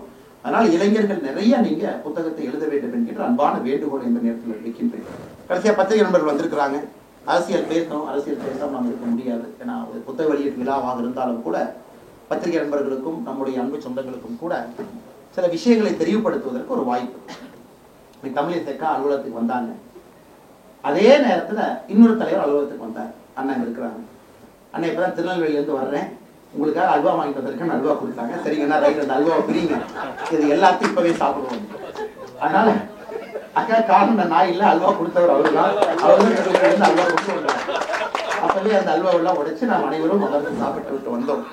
இது நகைச்சுவையாக இருந்தாலும் கூட இது பாத்தீங்கன்னா பிரிட்டிஷ் காலகட்டத்தில் இருந்து கிட்டத்தட்ட மிக நெடிய காலகட்டத்தில் நம்ம குறிப்பா அந்த பட்ஜெட்டை பொறுத்த வரைக்கும் யாராவது அந்த பட்ஜெட் பேப்பர்ஸை பாதுகாக்கணும், சீக்கிரசி வெளியே போகக்கூடாது, பிரிண்ட் பண்றவங்களுக்கு தெரிஞ்சிடும்.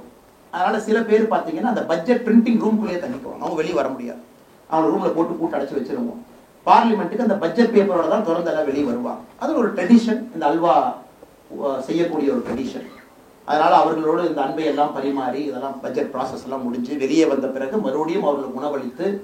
அதனால இன்னைக்கு என்ன ராகுல் காந்தி அவங்க புரிஞ்சுக்கலாம், இந்த பட்ஜெட்டுங்கிறது பல பேர் சேர்ந்து உருவாக்கி இருப்பது. யாரோ ஒரு பேர் 2 பேர் சேர்ந்து உருவாக்குனது இல்லைங்க. நிதியமைச்சர் அவர்கள் பாராளுமன்றத்தில் பட்ஜெட்டை பிரசன்ட் பண்றாங்க. அதெல்லாம் நல்லா புரிஞ்சுக்கணும். அந்த வார்த்தையை பார்த்தீங்கன்னா presenting a budget. So it is not making a budget. So பார்லிமெண்ட்ல அவங்க பட்ஜெட்டை பிரசன்ட் பண்றாங்க. அப்ப இந்த பட்ஜெட்டை யார் உருவாக்குனது? ஸோ ராகுல் காந்தி அவர்கள் எனக்கு சொன்னாங்க, இங்க பாருங்க நான் போட்டோவை கொண்டு வந்திருக்கேன் அப்படின்னு ஒரு போட்டோவை காமிச்சாங்க. இவர்கள்லாம் தான் அந்த பட்ஜெட்டை உருவாக்குனாங்க.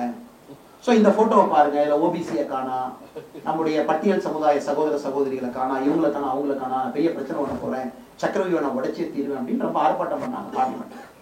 ஆனால் ராகுல் காந்தி அவர்கள் 2 விஷயத்தை நன்றாக புரிந்து கொள்ள வேண்டும். ஒன்று, இந்த பட்ஜெட்டை உருவாக்கியவர்கள் இந்திய மக்கள் எல்லோரும் சேர்ந்துதான். காரணம், 48 லட்சம் கோடி ரூபாய்க்கான பட்ஜெட். அந்த 48 லட்சம் கோடி, இந்த பட்ஜெட்ல மிக முக்கியம் என்னன்னா வருமானம். இந்த வருமானத்தை நாம் எல்லாம் சேர்ந்து உருவாக்கி கொடுத்துருக்கோம் அரசனுடைய சட்டத்திட்டங்களுக்கு கட்டுப்பட்டு. அத பல பேர் பல ப்ராசஸ் இன்டராக்ஷன்ல கவர்மெண்ட்டுக்கு வந்து பல விதத்துல போகுது. ஒரு மினிஸ்ட்ரி ஒரு டிமாண்ட் வைப்பாங்க, ஒரு அமைச்சரவையும் கேட்பாங்க, அதெல்லாம் போகும். சிஐஐ வைப்பாங்க. நம்ம போன்ற சாதாரண மக்கள் நாங்க ஏகப்பட்ட சஜஷன் நாம் கொடுக்குறோம், கட்சி சார்பா பொதுமக்கள் கொடுக்குறீங்க. அதெல்லாம் போன பிறகு அது பல லெவல்ல டிஸ்கஸ் ஆகி அது பட்ஜெட்னு ஒரு உருவாகி அதை பிரசன்ட் பண்றாங்க. ஆனால் ராகுல் காந்தி அவர்களை பொறுத்தவரை அவர் என்ன நினைச்சிட்டாங்கன்னா, அது காங்கிரஸ் கட்சி ஆபீஸ் நினைச்சிட்டார்.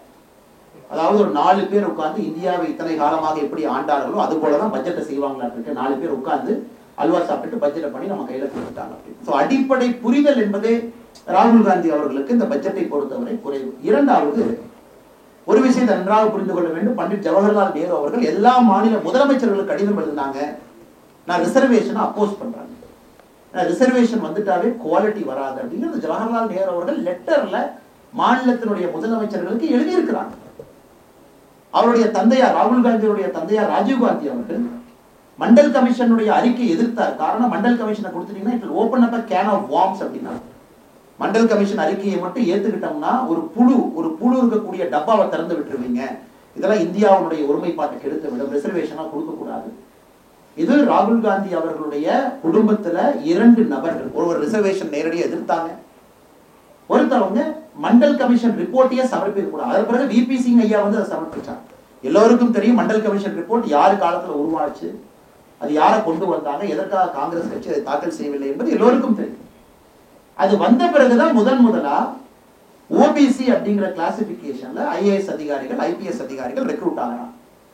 மண்டல் கமிஷன் ரிப்போர்ட் வந்த பிறகு மண்டல் கமிஷன் ரிப்போர்ட், அதாவது இதற்கு முன்பு உருவான, உதாரணத்துக்கு நீங்க பாத்தீங்கன்னா 1989 மண்டல் கமிஷன் ரிப்போர்ட் வந்துச்சு. 91-92 ரிசர்வேஷன் ஆரம்பிக்குது. ரிசர்வேஷன்ல முதலா ஓபிசி ஐஏஎஸ் ஐபிஎஸ் அப்படிங்கிறவங்க 92-93 செலக்ஷன் ஆவாங்க. 2 வருஷம் ட்ரைனிங் போவாங்க. 95 ஃபர்ஸ்ட் போஸ்டிங் வரும்.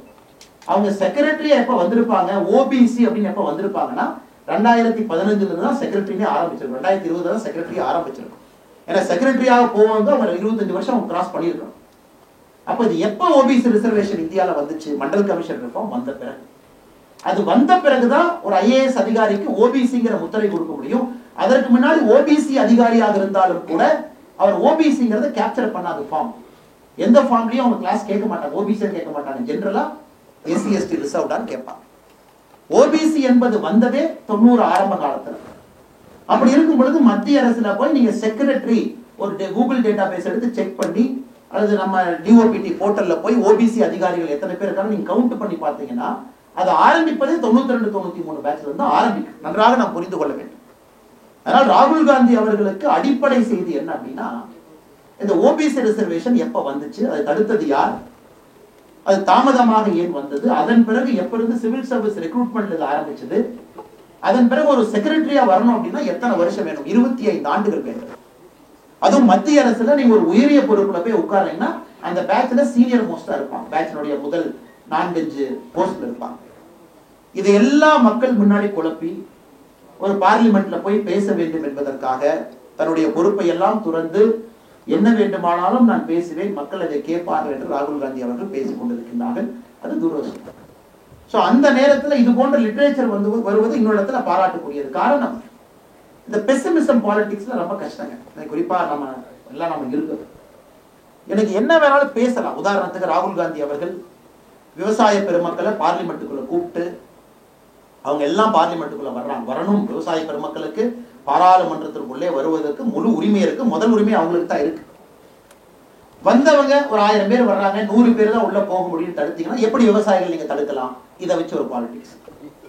அல்லது விவசாயிகள் பாராளுமன்றத்துக்குள்ள 100 பேர் வந்துட்டாங்க, அப்போசிஷன் லீடர் சேம்பருக்கு போறாங்க, சேம்பர்ல ராகுல் காந்தி அவர்கள் விவசாயிகளை சந்திக்கிறாங்க அப்படின்னா உடனே என்ன சொல்லுவாங்கன்னா, நாங்கள் ஆட்சிக்கு வந்தால் அல்லது எங்களுடைய கோரிக்கை முழுவதுமாக எல்லா விவசாய பொருட்களுக்கும் மினிமம் சப்போர்ட் பிரைஸ் நம்ம கொடுப்போம். மினிமம் சப்போர்ட் பிரைஸ் தாண்டி பிரச்சனை அது இல்லைங்க.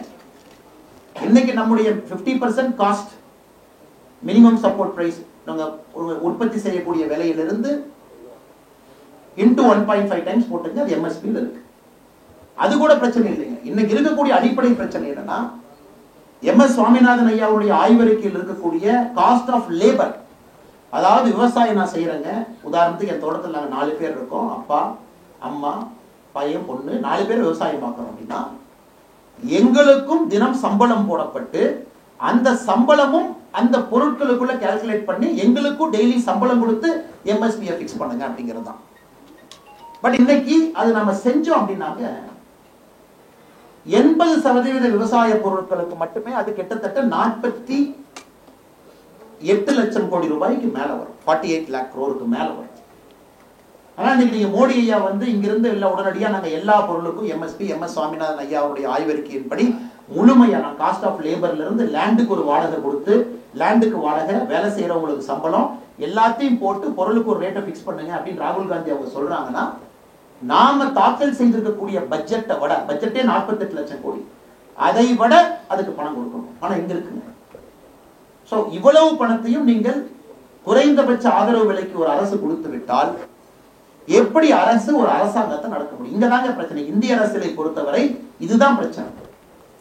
இது மக்கள்கிட்ட விலைக்கு சொல்வதற்கு யாருக்குமே நேரம் இல்லை. ராகுல் காந்தி அவர்கள் பார்லிமெண்ட்ல சொல்றாங்க, நாங்க வந்தோம்னா எல்லாம் செஞ்சிருவோம், உடனே செஞ்சிருவோம். ஆனா பார்லிமெண்ட்ல எப்படிங்க செய்வீங்க? பணம் எங்க இருக்கு தெரியாது.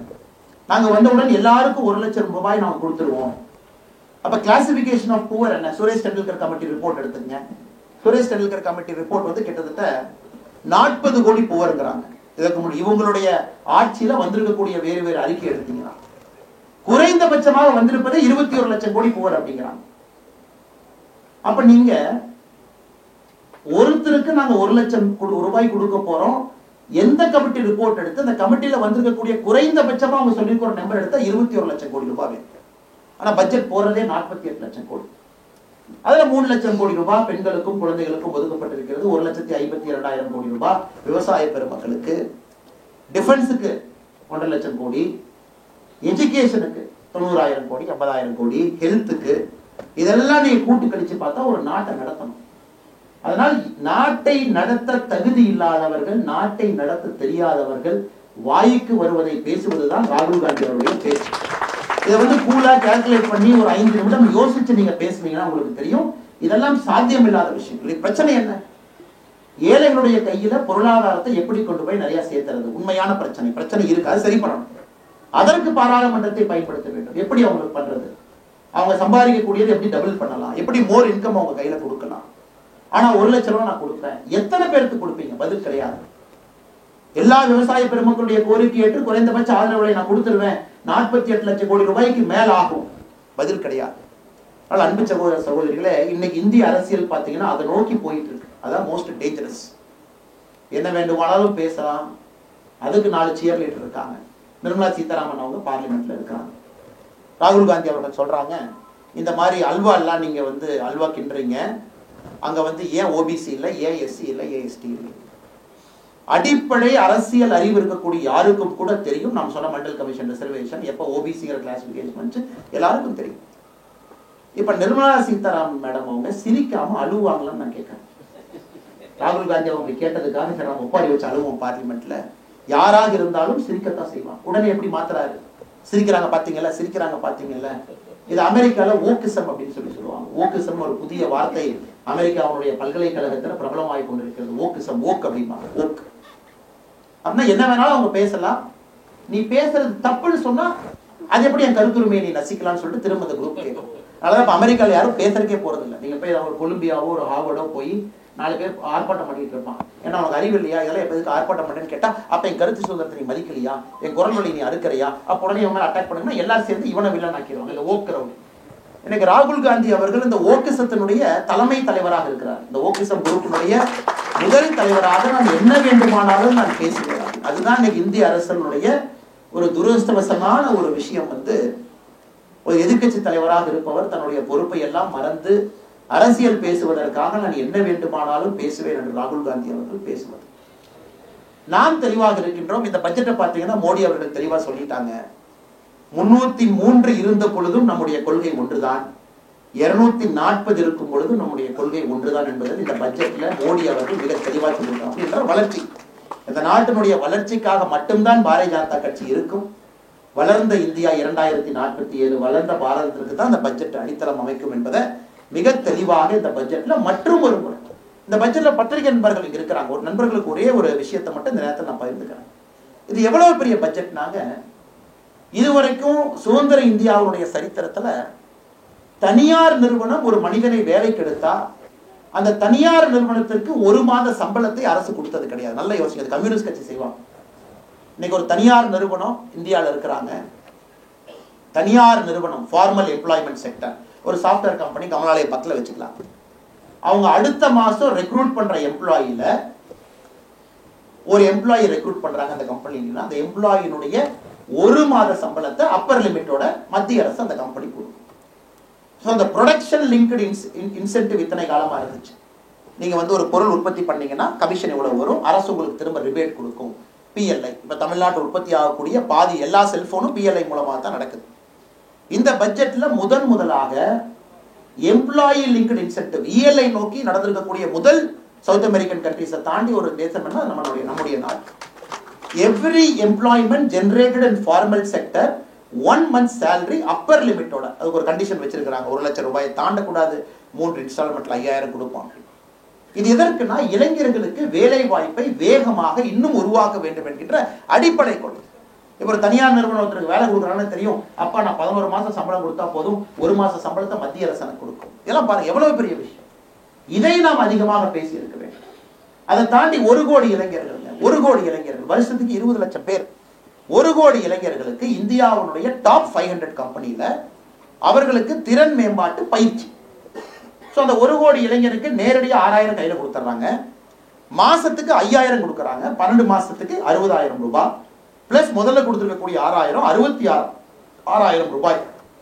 அந்த இளைஞன், அந்த சகோதரி அந்த 500 டாப் கம்பெனியில 1 கோடி பேருக்கு முதலாக நம்முடைய நாட்டுல பட்ஜெட் மூலமாக அவர்களுக்கு கிடைக்கிறது. பாருங்க எவ்வளவு பெரிய விஷயங்கள் இந்த பட்ஜெட்ல இருக்கக்கூடிய விஷயங்கள்.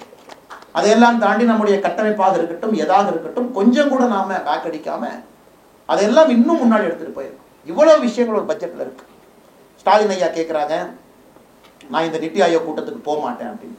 ஏங்க ஐயா போக மாட்டீங்கன்னா, தமிழ்நாடுங்கிற பேரை சொல்லாமல் போயிட்டாங்க ஐயா, அதனால் கண்ணில் தண்ணியாக வருது, எப்படி நான் தமிழ்நாட்டினுடைய பெருமையை நான் காப்பாற்றுவேன் நித்தி ஆயோக் கூட்டத்துக்கு போய். சரிங்க ஐயா, 2022 ஏன் போகலை அப்படின்னு கேளுங்க. அதுக்கு எனக்கு அதை சொல்கிறாருன்னா, எங்கள் அப்பாவுடைய நினைவு நாள் பக்கத்தில் வந்துருச்சு, அந்த ப்ரிப்பரேஷனுக்காக இருந்து, அதனால் அப்பா போகல. சரிங்க ஐயா, பரவாயில்ல. 2023 ஏங்க ஐயா போகல? அப்போ ஃபாரின் போயிட்டேன் அப்படிங்கிறார். இந்த மனிதர் இந்தியாவுடைய ஒரு மக்களால் தேர்ந்தெடுக்கப்பட்ட ஒரு முதலமைச்சர். 2021 இவங்க வரும்பொழுது நித்தி ஆயோக் கூட்டம் முடிஞ்சிருச்சு. 2021 மேல வர்றாங்க. அதற்கு முன்பே நித்தி ஆயோக் கவர்னிங் கவுன்சில் கூட்டம் முடிஞ்சிருச்சு. அதனால 2021 நம்ம விட்டுறலாங்க. 2022க்கு போல, 2023க்கும் போல, 2024க்கு போல. சோ இந்த முதலமைச்சர் அவர்கள், நம்முடைய முதலமைச்சர் 3 கூட்டத்துக்கு போல என்ன அர்த்தம்? ஒரு பையன் ஸ்கூலுக்கே போக மாட்டான். ஒரு டீச்சர் அம்மா கேட்பாங்க, ஏன் தம்பி ஸ்கூலுக்கு போனேன்? அம்மா வயிற்று வலி அப்படி. இது திங்கக்கிழமை போன வாரம். இந்த வாரம் போக மாட்டான். ஏன் தம்பி போன? அம்மா முதுகு வலி அப்படின்னு.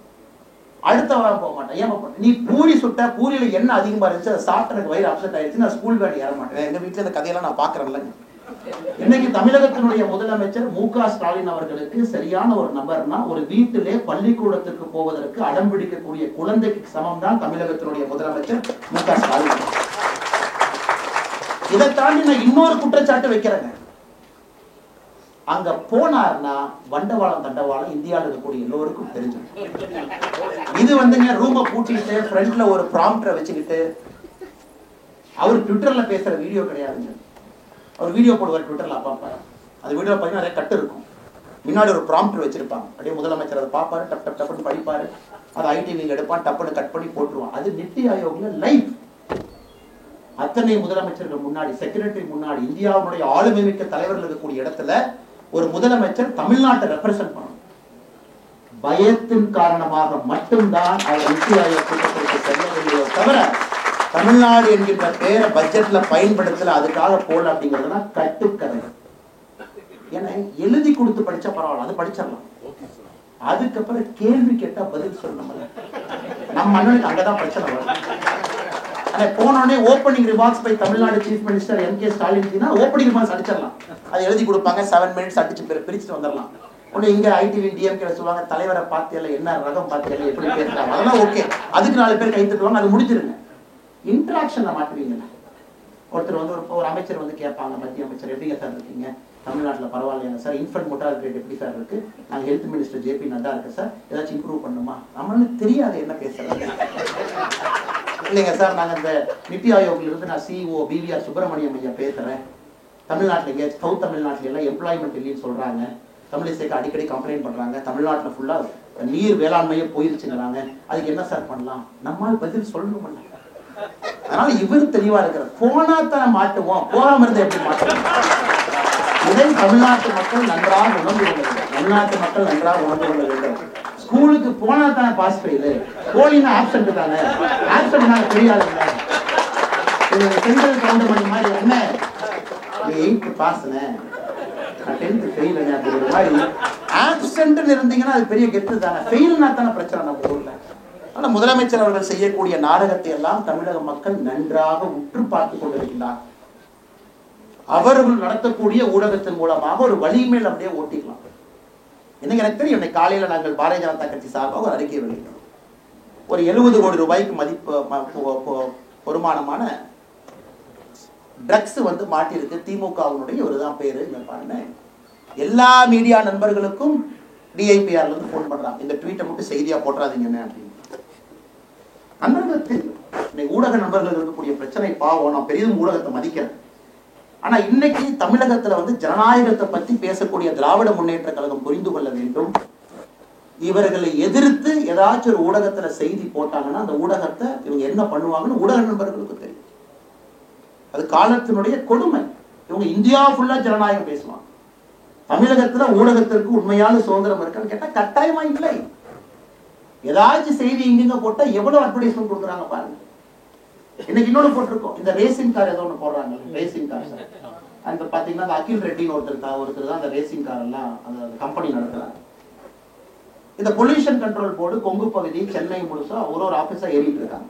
என்ன சொல்றாங்க, அகில் ரெட்டி நடத்தக்கூடிய அந்த ரேசிங் கார் அந்த கம்பெனிக்கு பெரிய ஆளா இருந்தா 1 கோடி ரூபாய் கப்பம் கட்டணும், குறைந்தபட்சம் 25,000 பணம் கொடுக்கணும். பேன் கார்டை கொடுத்து பணம் கட்டின 10 பேர் நம்மகிட்ட சொல்லியிருக்காங்க, அண்ணே நான் பணம் கட்டிட்டேன், இதான் நான் கட்டின ரசீதி, அக்கௌண்ட் டிரான்ஸ்பர் பண்ணிருக்கேன், இந்த பேன் கார்டுக்கு எனக்கும் இந்த கம்பெனிக்கு சம்பந்தமே இல்லை, இது இந்த ரேசிங் ப்ரொமோஷன் ஒரு கம்பெனி, எங்கிட்ட எல்லாத்தையும் பொல்யூஷன் கண்ட்ரோல் போர்டு மிரட்டி பணம் வாங்குறாங்க, கரூர் உட்பட, கோயம்புத்தூர் உட்பட, ஈரோடு உட்பட, கொசுவலை கம்பெனி, இல்லாட்டி நான் உள்ள வந்து கை வச்சிருவேன். இப்படித்தான் இதான் நீங்க நடத்துற F3 ரேஸ் லட்சணமா? சென்னையில உதயநிதி ஸ்டாலின் பட்டத்தலைவர் ஒரு ரேஸ் நடத்தணும். மாநில அரசு 40 கோடி ரூபாய் இதுவரைக்கும் செலவு பண்ணியிருக்காங்க. அது அகில் ரெட்டி யாரு? ஆந்திர பிரதேசை சார்ந்த ஒருத்தர், ஒரு பெரிய கன்ஸ்ட்ரக்ஷன் கம்பெனியினுடைய மிகப்பெரிய ஒரு ஓனர். நீங்க அகில் ரெட்டி கூகுள் பண்ணா தெரியும் அவங்க அப்பா யாருன்னு. இந்தியாவுடைய பணக்கார வரிசையில முதல் 5ல் இருக்கிறாங்க இந்தியாவில். நான் பேர் சொல்ல விரும்பல, அந்த பாண்ட் எல்லாம் நீங்க பாத்தீங்கல்ல, எலக்ட்ரானிக் பாண்ட் எல்லாம், அவர் ஒரு பெரிய குடும்பத்தை சார்ந்தவர். அவர் உதயநிதி ஸ்டாலின் நண்பர். இதை தமிழ்நாடு மக்கள் புரிஞ்சுக்கணும். இதாங்க நம்ம அரசியல் நம்ம பேசுறது இதுதான். இது மக்கள் புரிஞ்சுக்கணும். இந்த F3 ரேஸ் அவங்க நடத்துற ரேஸ்னால யாருக்கு என்ன வெங்காயம் என்ன பிரயோஜனம்? வீடு இல்லாதவங்களுக்கு வீடு வருதா? நீ எல்லாத்துக்கும் எல்லா வீட்லயும் தண்ணி கொடுத்துட்டீங்களா? சென்னையில் உள்ள ஸ்லம் இருக்கு, வீடு கட்டி கொடுத்துட்டியா நீ? இல்ல மத்திய அரசுடைய திட்டத்தை எல்லாம் வீடு வீட்டுக்கு எடுத்துட்டு போய் கொடுத்துக்கலாம். இதுக்கு ஒரு F3 கார ரேஸ கொண்டாந்து நிறுத்துறாங்க. அது கூட ஒரு 4 பேர் இங்க நிக்கிறான், 4 பேர் இங்க நிக்கிறான். அது சம்பந்தம் இல்லாம ஒரு தேர்ட் பார்ட்டி கம்பெனி வந்து நடத்துது. அந்த கம்பெனி பொல்யூஷன் கண்ட்ரோல் போர்டு போய் மிரட்டி அந்த கம்பெனிக்கு 25,000 இருந்து 1 கோடி ரூபாய் வரைக்கும் வசூல் பண்றான். அதனால்தான் நாங்கள் அறிக்கை விட்டிருக்கின்றோம். அந்த கம்பெனி அக்கௌண்ட் பப்ளிஷ் பண்ணுது. கடந்த 6 மாத காலமாக அந்த கம்பெனி உதயநிதி ஸ்டாலின் நேர்மைன்னு சொன்னா, திராவிட முன்னேற்ற கழகம் நேர்மைன்னு சொன்னா, அந்த ரேசிங் ப்ரொமோஷன் கம்பெனி நாங்க இதோட பேன் கார்டு நம்பரோட கொடுத்துருக்கோம். அந்த கம்பெனி வெளிப்படையாக நாளைக்கு காலையில இதாங்க 6 மாசம் எங்களுடைய அக்கௌண்ட், இதுக்குள்ள எங்களுக்கு தமிழ்நாட்டுக்குள்ள 1 ரூபாய் பணம் வரலன்னு சொல்லிட்டு அடுத்த செகண்ட் அரசியல் விட்டு போயிடும். எத்தனை பேர்த்த மிரட்டி புடுங்கி ஊரா போய் பொல்யூஷன் கண்ட்ரோல் போர்டு வச்சு ரைடு விட்டு அந்த பணத்தை எல்லாம் இந்த ரேசிங் கண்ட்ரோல் கம்பெனிக்குள்ள போட வச்சு அதை ஒரு தேர்ட் பார்ட்டி கம்பெனி மாதிரி நடத்தி நீங்க F3 நடத்துறீங்கன்னா வெக்கமா உங்களுக்கு இல்லையான்னு தான் ஒரே ஒரு கேள்வியை கேட்கிறேன். வெட்கமாக இருக்க வேண்டும். இது போன்ற நிகழ்ச்சியை நடத்துபவர்கள் கேட்டா இது பெருமை. அதை விட இந்த புத்தகத்தில் நாங்கள் கொண்டு வந்திருக்கக்கூடிய திட்டங்கள் பெருமை. கழிப்பறையிலிருந்து, குடிநீரிலிருந்து, அவர்கள் கொடுக்கக்கூடிய மருந்திலிருந்து, இதெல்லாம் கஷ்டப்பட்டு கொடுக்குற சார். மக்களுடைய வரி பணத்தை சிந்தாம செதறாம திரும்ப மக்களுக்கு கொண்டு வந்து சேர்க்கிற வேலை சாதாரண வேலை இல்லை. அர்த்த சாஸ்திரத்துல கௌட்டில்யா சொல்றார், கரப்ஷனை டிஃபைன் பண்ற கௌட்டில்யா. அதாவது ஒரு தேனை எடுத்து ஒருத்தர் கொடுக்குறாரு, கையில கொஞ்சம் தேன் ஒட்டி இருக்கும், அதை நக்கி சாப்பிட்டா அது கரப்ஷன் இல்லைங்களாமா. கரப்ஷன் டெஃபினிஷன் அர்த்த சாஸ்திரம் கௌட்டில்யா சொல்றாரு. அதனால அந்த பணத்தை ஹேண்டில் பண்றவன் கொஞ்சம் அதை சாப்பிட்டுக்கலாம், அதெல்லாம் ஓகே. அவனையும் சாப்பிட வேண்டாம் நீ சொன்னீங்கன்னா கவர்மெண்டே நடத்த முடியாது. ஆனா கௌட்டில்யாவையே தோற்கடித்து தேனாக இருந்தாலும் அதை வலிச்சு அதை அந்த பாத்திரத்துல போட்டு நாட்டு மக்களுக்கு கொடுக்கக்கூடிய ஒப்பற்ற ஒரு தலைவர் இருக்காருன்னா பாரத பிரதமர் நரேந்திர மோடி. இவங்க நம்ம கிட்ட ஊழலை பத்தி, ஜனநாயகத்தை பத்தி, ஹியூமன் ரைட்ஸை பத்தி இவங்க பாடம் எடுத்துக் கொண்டிருக்கின்றார்கள். அதனால் பத்திரிகை நண்பர்கள் இருக்கும்போது இந்த செய்தியை சொல்ல வேண்டும் என்பது என்னுடைய ஆசை. அப்படி இருந்தும் பத்திரிகை நண்பர்கள் கஷ்டத்துல வேலை பார்க்கறாங்க. நடுநிலை தவறாம மிகுந்த கஷ்டத்துல தான் அவங்களுடைய வேலை இருக்கு. ரொம்ப கஷ்டப்பட்டு தான் வேலை பார்க்கறாங்க. நியூஸ் என்ன போடணும் என்ன போடக்கூடாதுன்னு எத்தனையோ மிரட்டினாலும் கூட அதையெல்லாம் தாண்டி இன்னைக்கு பாரதிய ஜனதா கட்சி இந்த அளவுக்கு வளர்ந்து நிற்குதுன்னா தமிழகத்தினுடைய பத்திரிகை நண்பர்கள் தான் காரணம். எந்த மாற்று கருத்து இல்லை.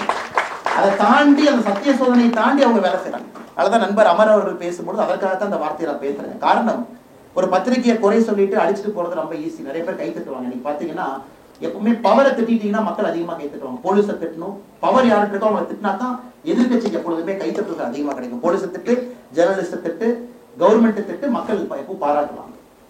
ஆனா அந்த பத்திரிகையை திட்டுவதற்கு முன்பு நம்ம ஒரு விஷயத்தை உணர்ந்து கொள்ள வேண்டும். எவ்வளவு கடினமான ஒரு சூழ்நிலையில பத்திரிகை நண்பர்கள் வேலை பார்க்கறாங்க. அதிலும் பாரதிய ஜனதா கட்சிக்கு ஒரு பெரிய ஊடக வெளிச்சத்தை கொடுத்திருக்கிறாங்க. அதிலும் குறிப்பாக அமர் பிரசாத் ரெட்டி போன்றவர்களுக்கு ஒரு பெரிய ஊடக வெளிச்சத்தை நம்முடைய பத்திரிகை நண்பர்கள் கொடுத்திருக்கிறாங்க. அதுல நிறைய பிரச்சனைகள் வரத்தான் செய்யும். ஏன்னா ஆத்திரை பத்தி 2 வார்த்தை சொல்லி நான் முடிச்சிடுவோம். காரணம் அதை போய் சொன்னா தப்பா போயிடும். இப்ப நிறைய பேர் சொல்லுவாங்க அண்ணாமலை வந்து அமர் பிரசாத் ரெட்டி க்ளோஸ் அப்படி. உங்களுக்கு தெரியும், இன்னைக்கு தமிழிசைக்காதான் கட்சி கூட்டு வந்தாங்க. இந்த ஒரு பெரிய உண்மையை வந்து இன்னைக்கு தமிழிசைக்கா தன்னுடைய சொந்த வாயிலேயே சொல்லிட்டாங்க. தமிழிசைக்கா தான் திருமணமும் செஞ்சு வச்சாங்க. அதுவும் அக்காவே எனக்கு சொல்லிட்டாங்க. நான் கோவிட் சமயத்துல ஒரு சின்ன பிரச்சனைக்காக ஹெல்த் மினிஸ்ட்ரியில ஒரு டாக்குமெண்ட்டை மூவ் பண்ணணும் அப்படிங்கறதுக்காக கேட்டேன். அப்ப அட்வைசர் இருந்தார், அஸ்வினி குமார்ஜிக்கு அட்வைசரா இருந்தார். மிக வேகமா 16 கோடி ரூபாய் ஒரு 16 crore உனக்கு மூவ் பண்ணி கொடுக்கணும், வேகமா ஒரு கன்சைன்மெண்ட் வரணும், தமிழ்நாடு அரசுக்கு வர வேண்டியது ஸ்ட்ரக் ஆகிருக்கு ஒரு மனிதாபிமான அடிப்படையில். அது வேகமாக செஞ்ச பொழுது இவரை பார்த்து ஒரு கவர்மெண்ட் ஆஃப் இந்தியாவில் இந்த பியூரோக்ரஸி எல்லாம் தாண்டி யாரோ ஒரு இளைஞன் இவ்வளவு வேகமா செயலாற்ற முடியுது. அதுக்கப்புறம் ஒரு காஃபி குடிக்கிறமேன்னு சொல்லிட்டு நான் கூப்பிட்டேன். இந்த மாதிரி அண்ணாமலைங்க உங்களுக்கு பார்க்கணும், வாங்க ஒரு காஃபி சாப்பிடுவோம் அப்படின்னு. ஸோ முதல் முறையாக இந்த வேலையை முடிந்த பிறகு கூப்பிட்டு அவருக்கு ஒரு காஃபி குடிச்சதுக்கு அப்புறம் நான் சொன்னேன், எந்த ஊருன்னு கேட்டேன். இந்த மாதிரி ரெட்டின்னு சொன்னே கொஞ்சம் கன்ஃபியூஷன் ஆயிடுச்சு. முதல்ல ஒரு தெலுங்கானாவா, ஆந்திராவா, தமிழ்நாடா, எனக்கு பெருசா பழக்கம் இல்லை. நான் ஒரு ஃபார்மல் ரோல் வரக்கு முன்னாடி சத்தியமா எனக்கு பெருசா பழக்கம் இல்லை. இவர் சொல்ல இல்லைங்க பிரதர், நான் இங்கே தான் தமிழ்நாடு தான், எங்கள் அப்பா வந்து அங்கே பிறந்தாங்க, இறந்துட்டாங்க, அம்மா இங்கே வந்தாங்க. நான் சொன்னேன், நீங்கள் எல்லாருமே இந்த மாதிரி டெல்லியில் போய் நான் ஏபிஎஸ்ஸாக வேலை செய்கிறேன், அட்வைசராக வேலை செய்கிறேன் அப்படின்னா கட்சி எப்படி வளரும்? அதுபோல் நான் பல பேர்த்த கொண்டு வந்தேன். பிருத்திவின்னு ஒரு தம்பி இருந்தார், அவரையும் அதே போல் ஏபிஎஸ்ஸாக இருந்தார். அவரையும் சொன்னேன், இந்த ஏபிஎஸ் வேலையெல்லாம் ஆகாத, ரிசைன் மட்டும் முதல்ல தமிழ்நாடு வந்து சேருங்க, கட்சி வளர்த்துவதற்கு பாடுபடுங்க, அதுக்கப்புறம் பெரிய பொறுப்பு வரும்பொழுது நீங்கள் திரும்ப டெல்லிக்கு போங்க. இன்னைக்கு ஏன் இளைஞர்கள் போய் அசிஸ்டன்ட் பிரைவேட் செக்ரட்டரியா நீங்கள் மத்திய அமைச்சர்களுக்கு வேலை பார்க்குறீங்க, உங்கள் நேரமெல்லாம் இங்கே கொடுங்கன்னு சொல்லிட்டு இழுத்துட்டு வந்தது இவ்வளோ ஒருத்தர். அதன் பிறகு எனக்கு தெரியும் அமர் பிரசாத் ரெட்டி அவர்கள், அவருடைய துன்பம் எனக்கு தெரியும். இன்னைக்கு தமிழ்நாட்டில் எப்பவுமே நான் டிடிவி தினகரன் ஐயா அடிக்கடி மேடையில் சொல்லுகின்ற வழக்கம், the most miss understood politician ஒரு வார்த்தையை சொல்றேன். நான் டிடிவி தினகரன் கிட்ட நீங்க பர்சனலா பழகினா ஒரு வேறு மனிதர், பப்ளிக்ல வேற இமேஜ், அது கொஞ்சம் கொஞ்சமாக அது உண்மை வெளியே வந்து அது உடைந்து கொண்டிருக்கிறது. எனக்கு அதே போல ஒரு இமேஜ் அமர் பிரசாத் ரெட்டி உடைத்துக் கொண்டிருக்கிறார். காரணம், ஒரு விஷயத்தை புரிந்து கொள்ள வேண்டும், அமர் பிரசாத் ரெட்டியை பொறுத்தவரை முடியாது என்கின்ற வார்த்தை கிடையாது. ஏதாவது செய்வார். ஒரு ஒரு கபடி மேட்ச் நடக்கணும், 51,000 டீமை கொண்டு வந்து தமிழ்நாடு முழுவதும் வச்சு நடத்துறதெல்லாம் சாதாரண வேலை இல்லைங்க. 234 தொகுதி. அதுல தமிழ்நாட்டில் இருக்கக்கூடிய கபடி அசோசியேஷன் ஆதரவு பாரதிய ஜனதா கட்சி கொடுத்து அந்த நிகழ்ச்சி நடந்துச்சு. தமிழ்நாடு கவர்மெண்ட்டை எதிர்த்து அமைச்சர் கபடி அசோசியேஷன் பாரதிய ஜனதா கட்சிக்கு ஆதரவு கொடுத்து மோடி கபடி நடத்தினாங்க. இது பல விஷயம். ஆனால் இன்னைக்கு அமர் பிரசாத் ரெட்டியினுடைய பரிமாணம் ஒரு புதிய பரிமாணம். ஒரு எழுத்தாளர், எழுத்தாளர்னு பார்த்தீங்கன்னா ஒரு ரிஃபைன்டு பர்சனாலிட்டி. அவர் ஒரு ஆத்தர் அப்படின்னாவே நம்ம வித்தியாசமா பார்ப்போம், ஏதோ படிச்சவராட்டு அப்படின்னு. அதனால இன்னைக்கு அந்த பரிமாணத்துக்குள்ள வந்திருக்கிறாங்க. அதனால எப்பொழுதுமே இந்த மோடி அவர்களுக்கு பார்த்தீங்கன்னா அவர் லீடர் ஆவதற்கு காரணம் அவருடைய experience, positive and negative experience. நல்லது கெட்டதெல்லாம் சேர்ந்துதான் ஒரு மனிதனை பதப்படுத்தி தலைவனாக உருவாக்கும். ஒரு மனிதனுக்கு கண்டிப்பா வளரும் பொழுது கெட்டது நடந்தே ஆகும்.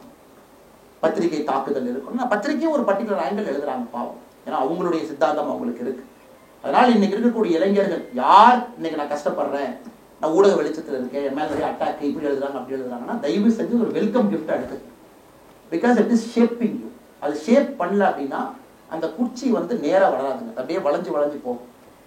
அந்த மூங்கில் நேராக வர வேண்டும் என்றால் அது ஷேப் பண்ணும்.